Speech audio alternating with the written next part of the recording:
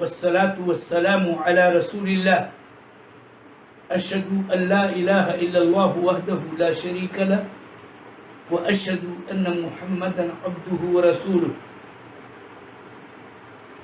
میرے محترم ناظرین و سامعین، وعظ و ارشاد کے سلسلے کی بابت یہ درس دعا کے آداب سے متعلق ہے، جو میں آج پیش کرنا چاہتا ہوں. ہمیں اور آپ کو یہ بات جاننی چاہیے کہ دعا ہی عبادت ہے، جیسا کہ حدیث میں آیا. دعا کرنے کے لیے بندے مومن، بندے مسلم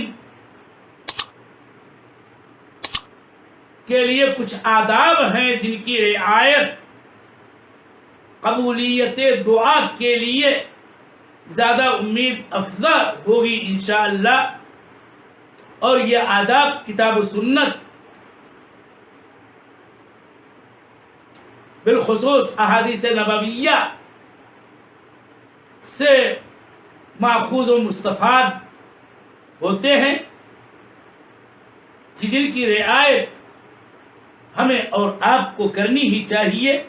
میں سرسری طور پر ان آداب کا ذکر کر رہا ہوں، دلائل تفصیل کے ساتھ نہ ذکر کر کے بعض اشارات ہی پر اکتفا کرنا چاہتا ہوں.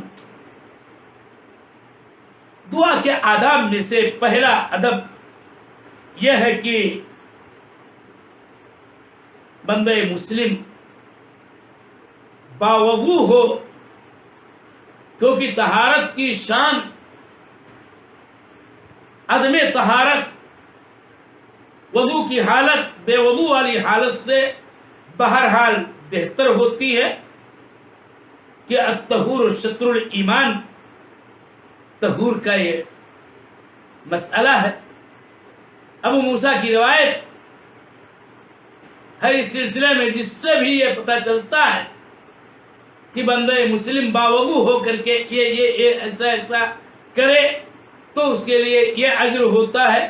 تو ایسے ہی اگر باوضو ہو کر کے بندہ اپنے اللہ تبارک و تعالی سے دعا کرتا ہے تو یہ ہے اس کی قبولیت کے لیے زیادہ باعث امید. اسی طرح سے دوسرا ادب یہ ہے کہ قبلہ روح ہو کر کے دعا مانگنی چاہیے، جیسا کہ عبداللہ ابن زید کی روایت ہے. خلاصہ ہے کہ استسقاء میں آپ صلی اللہ علیہ وسلم نے قبلہ روح ہو کر کے دعا کیا. آپ گفتگو فرما رہے تھے، دعا کرنا ہوا تو آپ قبلہ روح ہو گئے. اس طرح سے کبھی بھی عام دعاؤں کے اندر زیادہ بہتر یہ ہے کہ انسان کعبۃ اللہ کی طرف رخ کر کے دعا کرے، کہ وہی ایک مومن کے لیے اشرف الجہاد ہے. کہ نماز کے لیے استقبال قبلہ تو شرط ہے، جیسا کہ ہم اور آپ جانتے ہیں. دعا کے آداب میں سے ہاتھ اٹھانا، اور ہاتھ اٹھانے کی صورت یوں ہونی چاہیے کہ کبھی ہاتھ اٹھائے، کبھی ہتھیلی کا اوپری حصہ اوپر رکھے، کبھی ہتھیلی کا باطنی حصہ اوپر رکھے، کبھی زمین کی طرف کبھی آسمان کی طرف رکھا جائے. ہتھیلی کے ظاہری حصے کو ایسا ثابت ہے جیسا کہ مالک ابن یسار کی روایت میں یہ بات ہے. میں سرسری بات پوری کرنا چاہتا ہوں تاکہ مختصراً ان آداب سے اپنے میں سامعین کو روشناس کرا سکوں.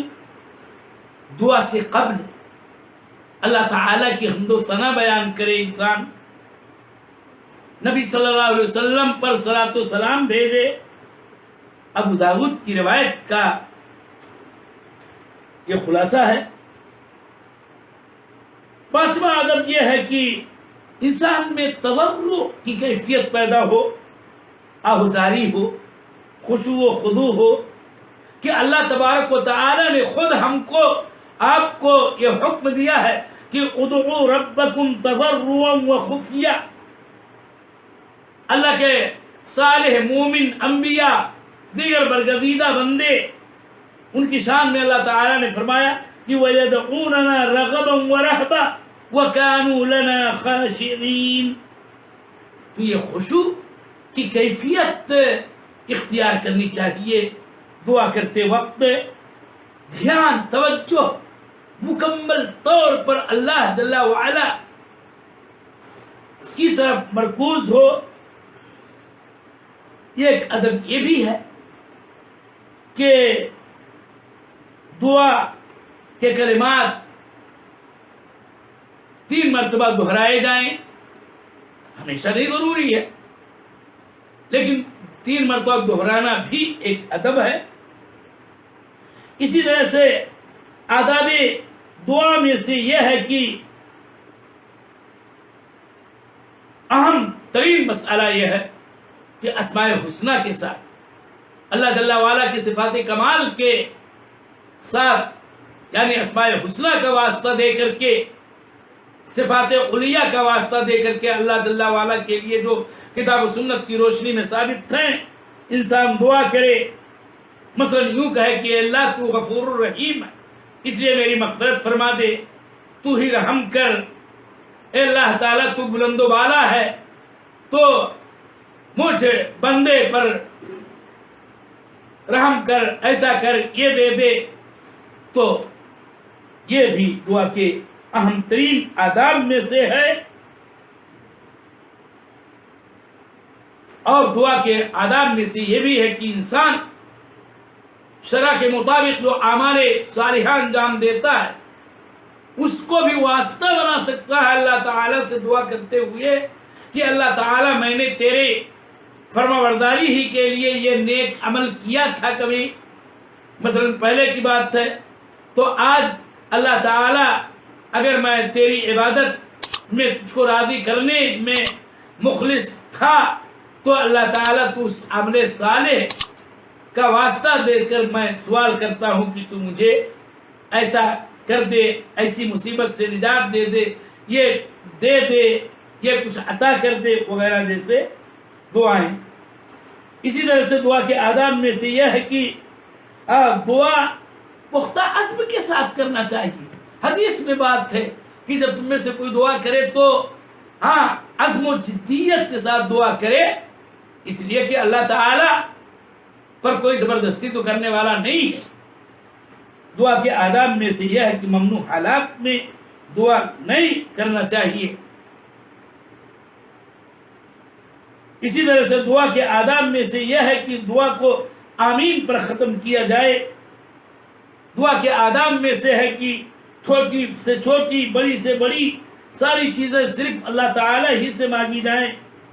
دعا کے آداب ہی میں شمار ہے کہ دعا میں کسی غیر کے شامل ہونے کی نفی نہ کی جائے. یعنی کوئی دعا کی جائے کہ مثلا اللہ تعالیٰ تو مجھ پر مہربانی کر، تو مثلا اس کے ساتھ یہ کہنا کہ اور پر مہربانی نہ کر یا فلاں پر مہربانی نہ کر، اس طرح کی بات نہیں کرنی چاہیے. بلکہ بہتر تو یہ ہے کہ اپنے ساتھ اور دیگر بندوں کو اللہ تعالیٰ کے مومن مسلم بندوں کو شامل کر کے دعا کیا جائے، یہ زیادہ بہتر ہے. لیکن کم سے کم یہ تو نہیں کہنا چاہیے کہ کسی اور کو نہ شامل کر، جیسا کہ حدیث میں اس کا ذکر موجود ہے. دعا میں ایک ادب یہ بھی ہے کہ دعا برابر کرنا چاہیے، مواظبت ہونی چاہیے دعا پر. یہ نہیں کہ 2 روز 4 روز خوب دعائیں کر رہے ہیں، اس کے بعد مہینوں اللہ تعالیٰ سے دعا ہی نہیں کر رہے ہیں. نہیں، دعا چونکہ عبادت میں تمام اور مواظبت یہ اصلاً مطلوب ہے. اس لیے دعائے حاجات کرتے ہوئے بھی اللہ جل وعلا سے اس عمل پر انسان کو مداومت کرنی چاہیے. اور اسی طرح سے دعا کے ان آداب کی رعایت کے ساتھ جب بندے مومن ایمان و اخلاص کے ساتھ اللہ تعالی سے مانگے گا تو اللہ تعالی اس کی دعا کو سنے گا کہ اسی کا فرمان ہے کہ وقال ربکم ادعونی استجب لکم، تمہارے پروردگار نے کہا مجھ سے دعا کرو میں تمہاری دعا قبول کروں گا. لیکن کتاب و سنت کی روشنی میں یہ بات بھی نظر سے اور نگاہ سے قلب و دماغ سے اوجھل نہ ہونے پائے کہ دعا کے آداب کی رعایت بھی ایک ضروری امر ہے. بسا اوقات ایک بندے کی دعا اس لیے نہیں قبول ہوتی ہے کہ اس کی دعا شرعی آداب جو دعا کے ہیں اس سے خالی ہوتی ہے. اللہ تعالیٰ سے دعا ہے کہ اللہ تعالیٰ ہمیں ان آداب کی رعایت کرتے ہوئے زیادہ سے زیادہ دعا کرنے کی توفیق دے. اللہ سے مانگو، خوب مانگو، بہت مانگو، اور دعا اللہ تعالیٰ قبول ہی کرتا ہے. اللہ تعالیٰ تمہاری دعاؤں کو قبول کر. وصلی اللہ علی نبینا وسلم.